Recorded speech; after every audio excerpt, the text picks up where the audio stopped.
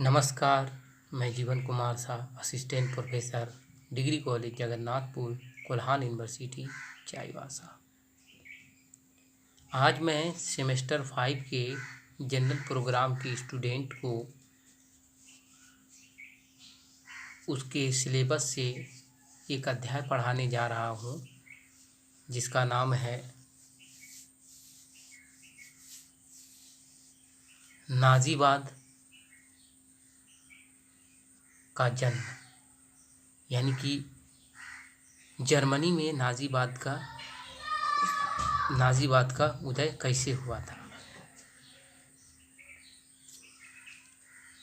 तो नाजी शब्द सर्वप्रथम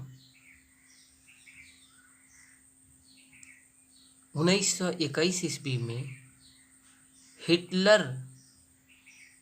रुडोल्फ हिटलर के द्वारा स्थापित किया गया एक पार्टी से निकला था, जिस पार्टी का नाम था national socialist German workers party.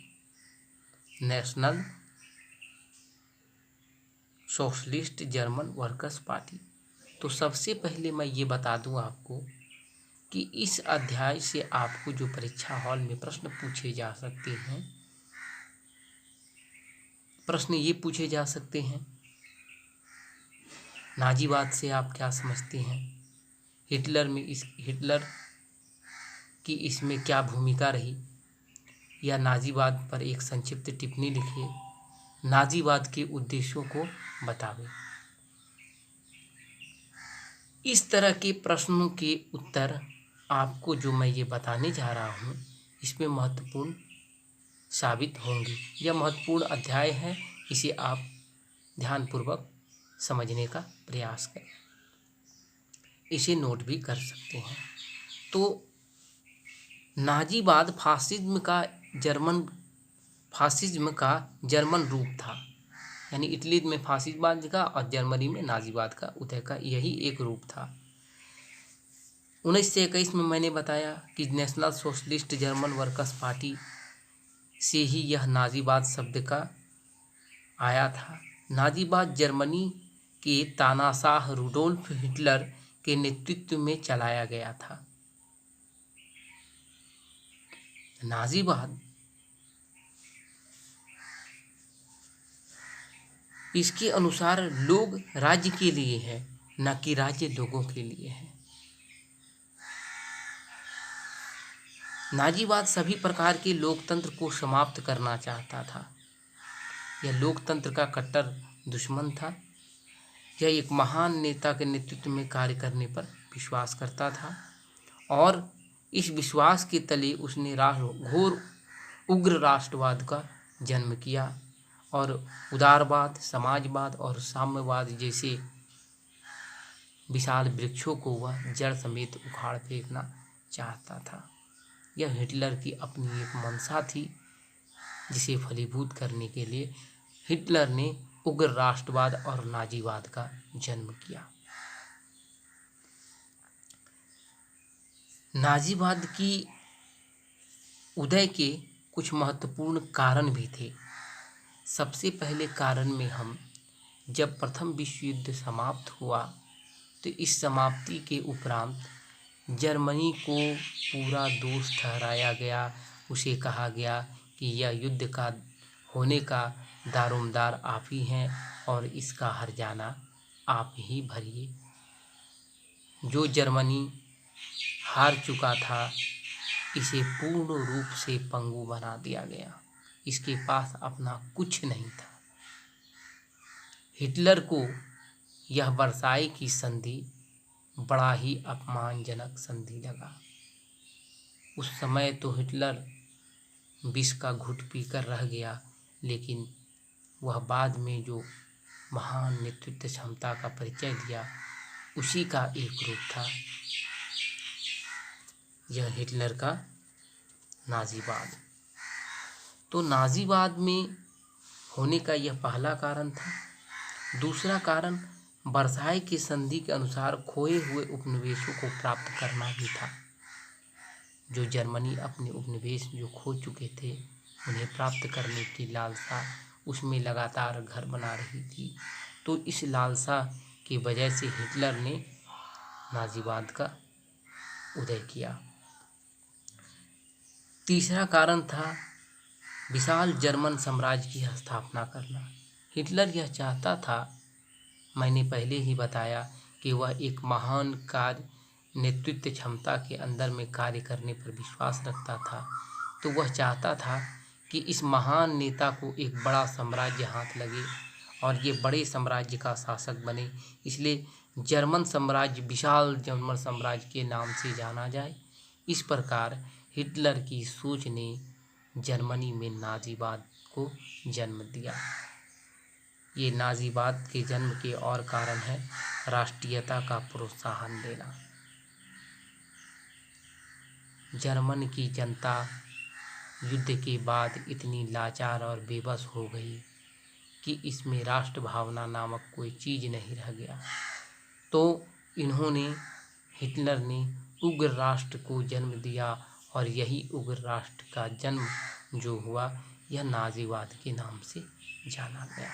यह साम्यवाद और समाजवाद और उदारवाद जैसे बड़े बड़े शब्दों के विशाल वृक्ष को यह जड़ समेत उखाड़ फेंकना चाहता था, जिसके कारण यह महत्वाकांक्षा जो था यह इसे नाजीवाद के जन्म देने के आमदा हो गई। संसदीय प्रणाली का विरोध।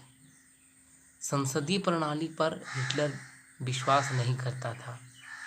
संसद में लगभग सभी के मत होते हैं जो पूर्ण रूप से फलीभूत नहीं होते हैं।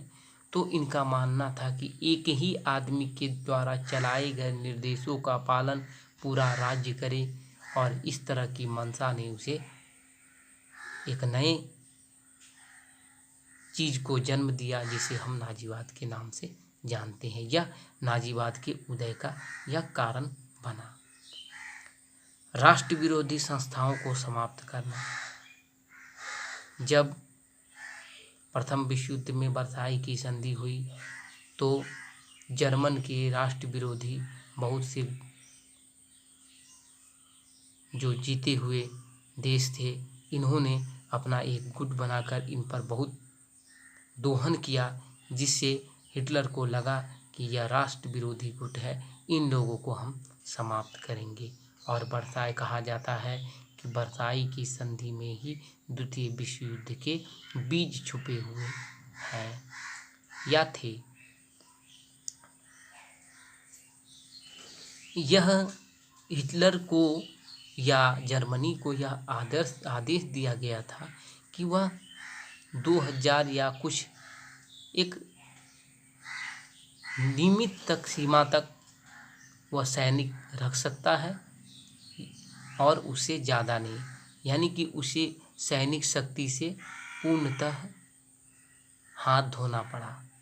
तो यह सैनिक शक्ति को पुनः प्राप्त करने के लिए हिटलर ने पूरे जर्मनी को एक सेना के रूप में तब्दील करना शुरू किया और इस तब्दीली में उसने राष्ट्रवाद, उग्र राष्ट्रवाद और एक तानाशाह के रूप में कार्य किया, जिसे हम नाजीवाद के नाम से जानते हैं। साम्यवाद का प्रचार का डटकर विरोध करना। हिटलर की इस दौरान जो थी प्रथम विश्व युद्ध के दौरान साम्यवाद का डटकर इन्होंने विरोध किया और इस विरोध में विदेशियों को जर्मनी में प्रवेश से इन्होंने रोका। यह विदेशियों को जर्मनी में प्रवेश से रोकना ही नाजीवाद का एक उदय के कारण बना। यहूदियों को जर्मनी से बाहर निकालना। हिटलर का ऐसा मानना था कि प्रथम विश्व युद्ध में जो उनके घाव लगे हैं यह यहूदी उनके समर्थक रहे, जिसके कारण इसे घोर अपमान और घोर ग्लानि झेलनी पड़ी, यहाँ तक कि राज्य उसका भंगुर हो गया। इसका कारण यहूदी था, इसलिए यहूदियों को वह अनेक यातनाएं देकर गैस चैम्बर में डालकर उन्हें अनेक प्रकार की यातनाएं देकर घुट के मरने का भी कार्य हिटलर ने किया। यानी कि उग्र तानाशाह का कार्य हिटलर ने किया, जो नाजीवाद के जन्म का एक कारण भी बना। हिटलर चाहता था कि लोग उनके आदर्शों पर चले, उनके बताए गए निर्देशों पर चले, और ये निर्देश जो ऐसे हैं उनको जो तानाशाह और एक नेतृत्व संचालन और एक उग्र राष्ट्रवाद को जन्म दे, और वो संसदीय प्रणाली के विरोधी हों। इस तरह के जो कार्य रुडोल्फ हिटलर ने किया, जिसे हम संपूर्ण रूप को नाजीवाद कह सकते हैं। मैंने जैसा कि बताया 1921 में उन्होंने एक स्थापित दल किया था, national socialist German workers party, जिससे यह नाजीवाद शब्द निकला, और यह तानाशाही नेतृत्व के द्वारा चलाया गया, यह पार्टी के द्वारा ही नाजीवाद का उदय हुआ। इन्होंने यह ऐसी मंशा बनाई कि प्रथम विश्व युद्ध का बदला लेने के लिए उग्र राष्ट्रवाद और तानाशाह और उसके हित में जो भी कार्य हुए उसने किया, और इस प्रकार से करने पर वह उग्र राष्ट्रवाद का समर्थक हुआ, और उदारवाद, समाजवाद और साम्यवाद जैसी चीज़ों को वह तोड़ फेंका। यानी उसके डिक्शनरी में ऐसे शब्द के लिए कोई स्थान नहीं था। वह एक महान नेता के अंदर पूरे देश को चलाना चाहता था। उनका यही कहना था, वह चाहता था कि इसमें व्यक्ति का स्थान गौण हो। नाजीवाद में व्यक्ति का स्थान गौण समझा जाता था, और यह कहा गया है कि लोग राज्य के लिए है, न कि राज्य लोगों के लिए है। ऐसा हिटलर का कहना था। तो आज आपने समझा कि किस प्रकार हिटलर ने नाजीवाद का जन्म दिया, जो जर्मनी में द्वितीय विश्व युद्ध के कारण भी बने। तो आज के लिए इतना ही। धन्यवाद।